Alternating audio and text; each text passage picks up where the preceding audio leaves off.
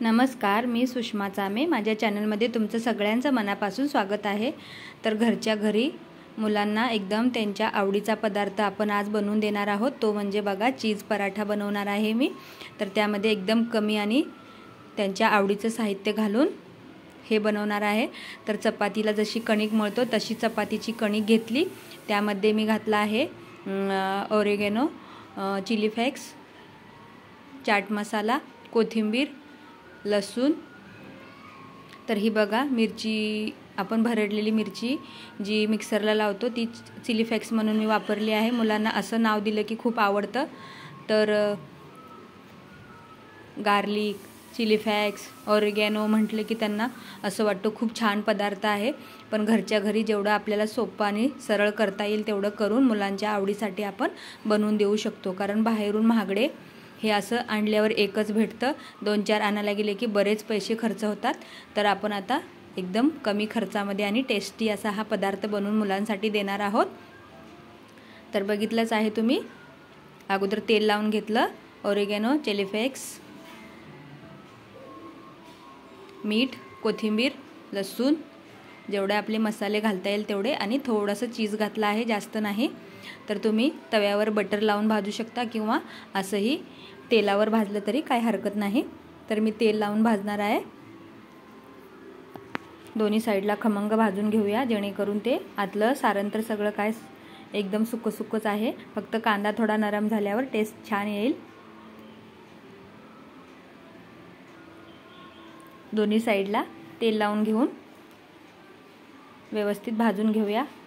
तर बऱ्याच भाज्या मुलांना आवडत नाही, तर हे असं करून दिल्यावर भाजी पण काय बनवायचं टेन्शन कमी होईल आणि खाण्याला पण खूप सुंदर लागेल. तर दोन्ही साईडला व्यवस्थित पलटून भाजून घेऊया.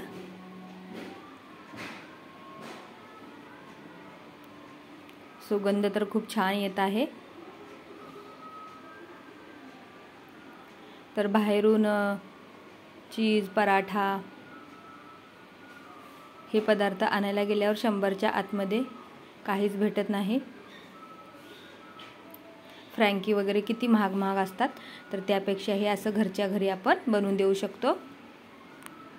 तर तुम्ही मसालेवाली चपाती किंवा चीज पराठा म्हणू शकता. तर आता मी परत एक दुसरा बनवून घेणार आहे. असे 2-3 बनवून घेऊया. म्हणजे तेल लावलं, ओवा पण घातला आहे मी थोडासा. खूप छान स्वाद येतो आणि पोटालाही पचण्यासाठी चांगला असतो ओवा. कणिकमध्ये मीठ आहेच, पण तरीसुद्धा थोडंसं चवीपुरतं मीठ घालणार आहे आतमध्ये, एकदम थोडंसं.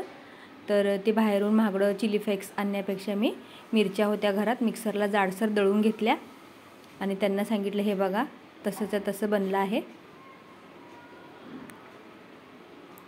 तर दोन्ही चपात्या लाटून घेतल्या. असं थोडंसं चीज थोडंच घातलं. मी चीज बटर जास्त वापर करत नाही, अगदी थोडंसं मुलांच्या आवडीसाठी. हे बघा, नुसते मसालेवाली चपाती केली तरी पण खूप छान लागते, पण थोडंसं घातलं आहे नावापुरतं चीज.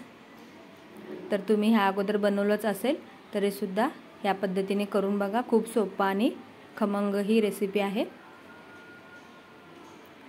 शेवटच्या पिठाच्या 2 केल्या तरी काय हरकत नाही. आणि डब्याला रोज भाजी चपाती नेऊन पण मुलं कंटाळतात. तर त्याऐवजी हे असं कधीतरी द्यायला काही हरकत नाही.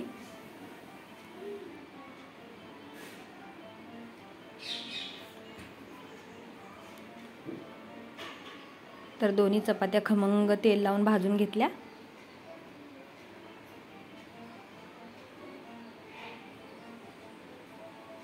लसूण घातल्यामुळे टेस्ट आणखीन वाढणार आहे.